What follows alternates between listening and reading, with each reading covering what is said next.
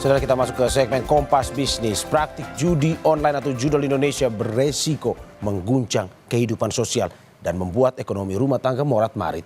Pusat Pelaporan dan Analisis Transaksi Keuangan atau PPATK tidak hanya menelusuri aliran dana tetapi juga menemukan fakta memilukan. Berikut pernyataan Kepala PPATK Ivan Yustiavandana terkait dampak judol. Sederhana, PPATK tidak sederhana menanggapi judi online. Prestasi teman-teman Polri yang bisa sampai seperti ini, di balik ini adalah masa depan bangsa bagi kami secara objektif ya. Di sini ada, mohon maaf, di sini ada konflik rumah tangga, ada usaha rumah tangga yang bubar, ada pembunuhan, ada narkotika, ada pencurian, ada tadi. Di balik rupiah ini itu ada uang yang harus dibayarkan untuk sekolah, uang yang harus dibayarkan buat makan bergizi dan segala macam. Gara-gara masyarakatnya kecanduan. Ya, kami menemukan anak dijual oleh bapaknya. Ya kan, kami menemukan istri dipukulin gara-gara tidak ngasih suami judo dan segala macam. Ya uang-uang ini gitu. Jadi kalau melihatnya secara sederhana bahwa ini mengenai judi online, ya berhenti sampai di situ. Tapi ini adalah menyelamatkan masa depan bangsa. Dampak sosial dari uang-uang ini tuh luar biasa. Saudara, judi online atau judol bukan sekedar angka putaran triliunan rupiah. Bukan juga sekedar pertaruhan menang kalah. Tapi ada ongkos tak ternilai yang di masa depan sangat mungkin disesali pelakunya. Data-data Pusat Pelaporan PPATK menunjukkan keprihatinan luar biasa. Judi online sudah merengsek ke anak usia 10 tahun. Bahkan PPATK bilang stabilitas sosial bisa terguncang dan ekonomi rumah tangga dibuat morat-marit sampai berujung perceraian akibat judol. Kompas Bisnis punya datanya. Kita ke data selanjutnya. Saudara, data terbaru Pusat Pelaporan dan Analisis Transaksi Keuangan PPATK bilang bahwa tanpa intervensi serius perputaran uang judol diperkirakan bisa mencapai 1.200 triliun rupiah. Di mana ini adalah proyeksi putaran dana judi online dan seperti yang disampaikan dalam data PPATK ada 1.200 triliun rupiah pada akhir 2025. Coba kita bermain dengan data APBN sebagai informasi. Target pendapatan negara tahun ini dipatok 3.000 triliun rupiah. Perputaran judol ternyata lebih dari sepertiga target penerimaan negara dalam APBN. Anda bayangkan mendapatkan pajak yang legal saja sulitnya setengah hidup.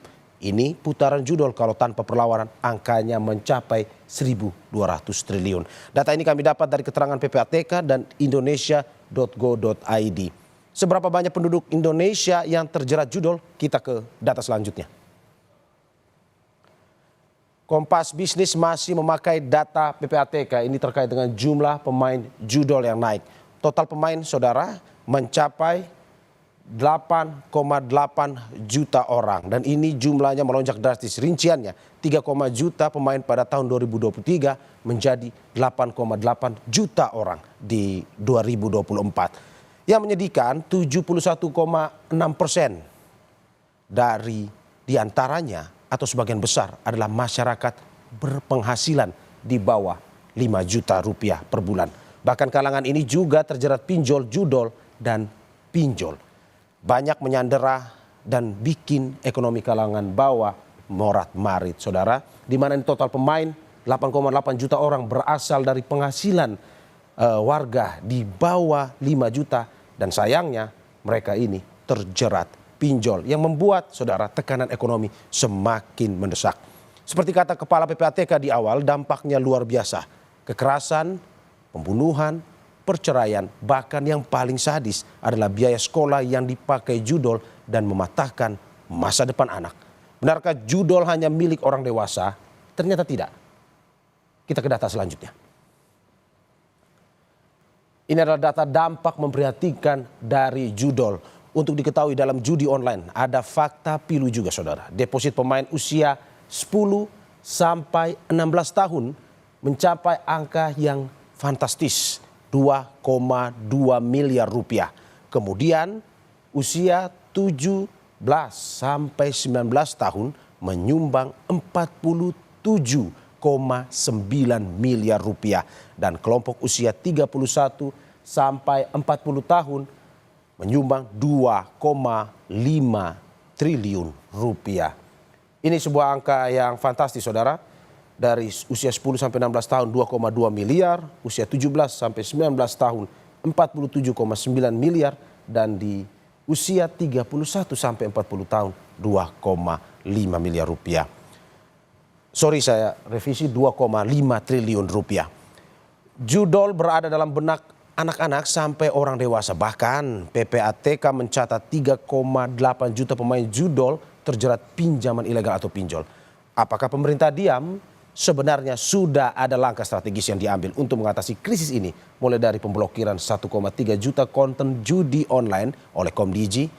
Selanjutnya penerapan PP nomor 17 tahun 2025 tentang perlindungan anak di ruang digital, pembatasan kepemilikan SIM card maksimal 3 nomor per NIK, sampai penggunaan teknologi AI.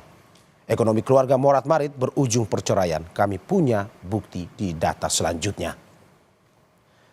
Ini adalah judul picu tingginya perceraian di Indramayu, Jawa Barat. Kami ambil data di salah satu pengadilan agama di Indonesia, saudara. Tepatnya di Indramayu, Jawa Barat. Ekonomi khususnya judol adalah salah satu biang atau pangkal masalah perceraian. Dari total kasus gugat oleh istri, yaitu 6.860 perkara. Kemudian cerai talak suami 2.581 perkara. 100 diantaranya, saudara, karena permasalahan judol. Yayasan Selendang Puan Dharma Ayu, lembaga yang fokus pendampingan perempuan, bilang judol berdampak pada KDRT secara fisik, tetapi juga kekerasan secara ekonomi.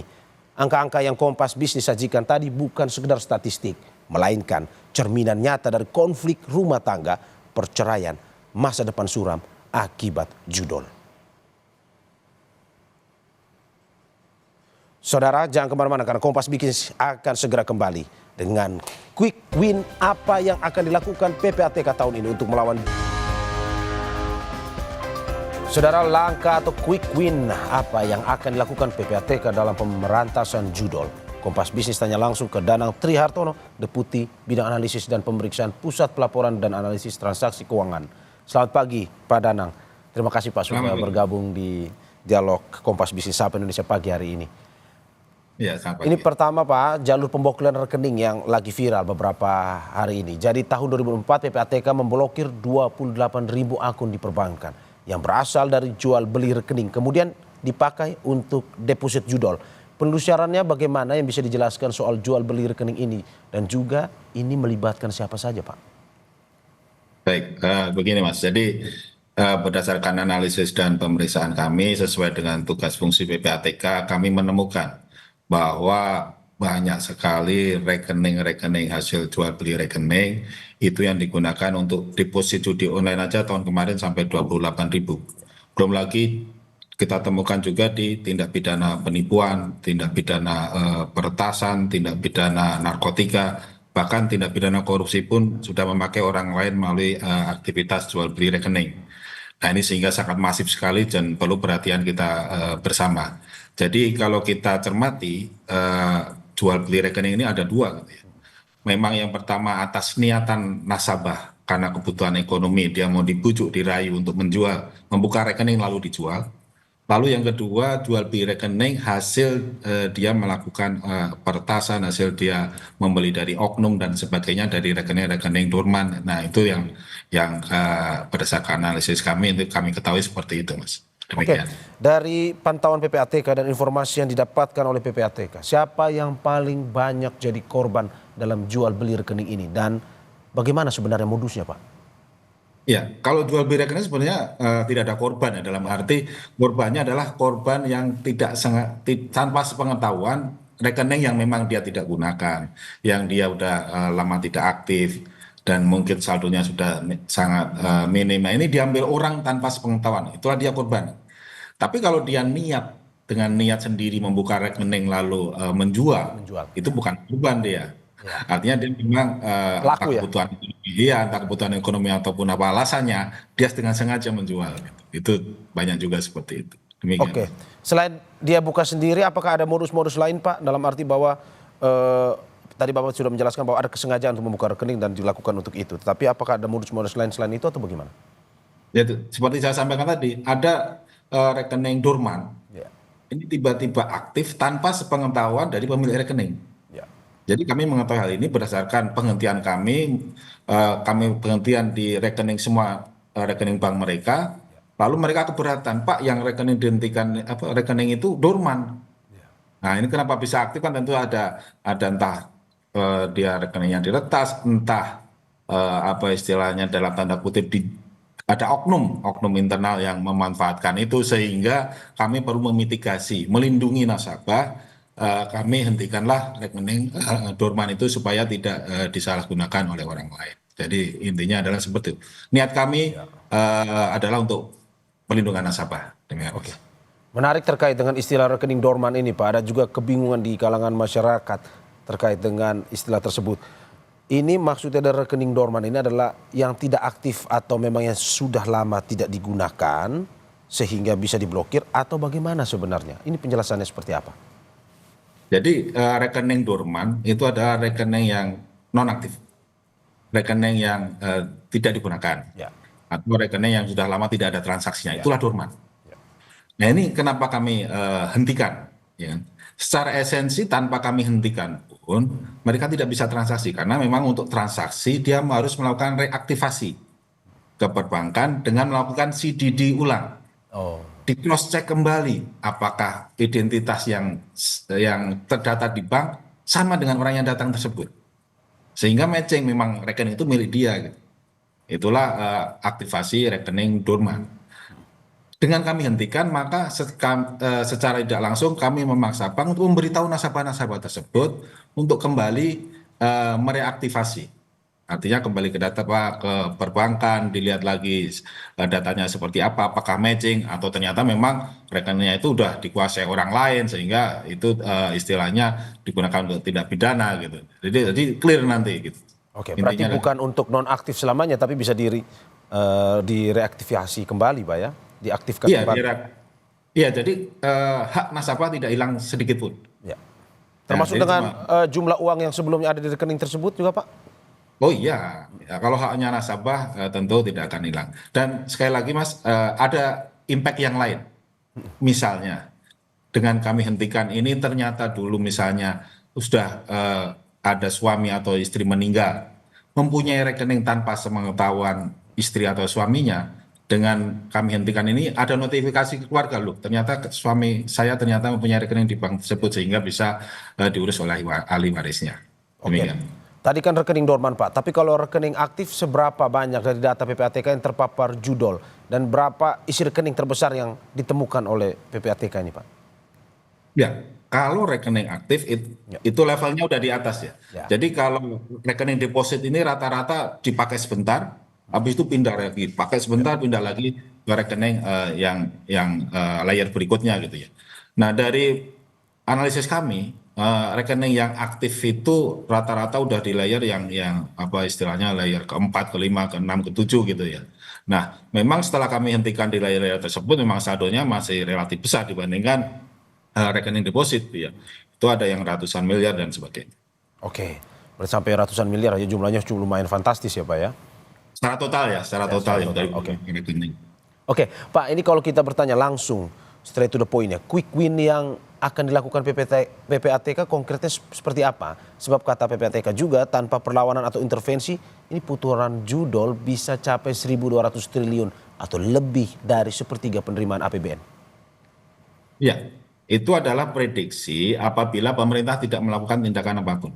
Oke. Nah, dengan tindakan pemerintah yang dilakukan sejak tahun 2024 sampai dengan saat ini, kalau kita lihat statistik pada kuartal pertama 2025 Ya. itu sudah mengalami penurunan ya. Tahun lalu deposit perjudian online yang dilakukan oleh masyarakat itu teridentifikasi sebesar 51 triliun Ya. total itu. Jadi 51 triliun uang masyarakat yang didepositkan untuk judi online. Nah, katakanlah untuk operasional mereka 20%. Ya. Berarti sekitar 40 triliun 40 itulah triliun. uang yang dinikmati oleh bandar dan jaringannya. Ya. Nah, kami lihat lagi itu cukup besar sekali sehingga pemerintah melakukan tindakan dengan berbagai macam cara. Nah, kami lihat di kuartal pertama ini turun. Jadi kurang lebih depositnya itu sekitar 7 triliun lah ya. Artinya kalau kita lihat dari kuartal yang tahun lalu itu jauh menurun, kurang lebih ya 50% lah cukup menurun. Pemainnya kurang lebih 1 juta teridentifikasi masih bermain di kuartal pertama 2025. Jadi dengan tindakan pemerintah tahun 2024 sampai dengan saat ini cukup menekan jaringan maupun menekan para pemain karena kita dilihat dari sisi pencegahannya kita bekerja, dari segi pemberantasannya kita juga bekerja sehingga kolaboratif yang sangat baik di antar institusi di pemerintah ini dapat menekan perjudian online dan kami harapkan akan terus menekan ke depannya. Demikian Mas. Oke, terakhir dan juga yang menarik tadi Bapak sudah menyinggung terkait dengan bandar. Hingga saat ini apakah PPATK juga berhasil menelusuri aliran dana hingga ke Bandar Judol Kakap, bahkan yang alirannya ke luar negeri, Pak? Nah, jadi mereka ini berdasarkan pola transaksinya apabila sudah teridentifikasi, mereka akan berpindah dengan pola transaksi yang lain. Nah, hampir sebagian besar itu mereka putus transaksinya melalui aset kripto. Nah, inilah yang tentu tantangan kita bersama bagaimana aset kripto yang di luar negeri ini juga membantu kami mengidentifikasi siapa beneficial owner dari pemilik aset kripto tersebut. Sehingga kami berkolaborasi dengan negara-negara lain untuk meminta data transaksi-transaksi aset kripto tersebut. Itu pemindahan pertama karena memang kami identifikasi tahun lalu aja pemindahan dana hasil judi online melalui aset kripto itu mencapai 28 triliun rupiah. Nah, ini angka yang cukup besar sehingga perlu perhatian khusus terkait aset kripto. Selain itu juga ditukar falas dan dibawa ke luar negeri. Demikian, Mas. Terima kasih Pak Danang Trihartono, Deputi Bidang Analisis dan Pemeriksaan Pusat Pelaporan dan Analisis Transaksi Keuangan atas apa yang disampaikan. Semoga literasi ini bisa memberikan informasi kepada masyarakat terkait bahaya judol dan juga kepada masyarakat terkait dengan menjauhi apapun yang dekat dengan praktik judol tersebut. Terima kasih Pak Danang atas apa yang disampaikan. Sehat-sehat selalu.